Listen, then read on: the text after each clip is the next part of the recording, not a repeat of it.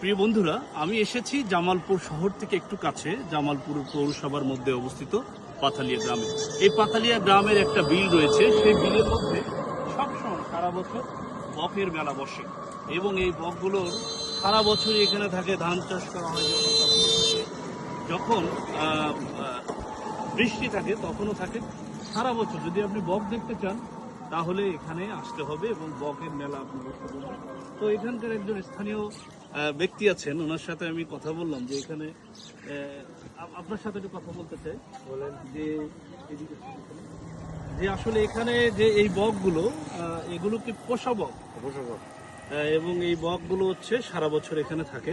তো কি কি বক এখানে আছে? আম বক আছে, আর টগা বক আছে, টগা বক আছে, টগা বক, টগা বক আর আম বক। এবং এই বকগুলো তো আসলে এখানে থাকে, মানুষের কোনো নজর পড়ে না? না না না, কোনো মানুষ মারতে পারে না, মানুষে মারতে পারে না। তার মানে বন্ধুরা, এই যে বিলের মধ্যে যে বকগুলো আছে অনেকটা সুরক্ষিত অবস্থায় আছে। যদি আপনারা কখনো জামালপুর শহরে আশপাশে আসেন তাহলে অবশ্যই পাথালিয়ার এই বিলে আসবেন, আপনাদের অবশ্যই এই পরিবেশটা ভালো লাগবে। ধন্যবাদ যারা ভিডিওটি দেখলেন, সবাইকে অসংখ্য ধন্যবাদ জানাচ্ছি।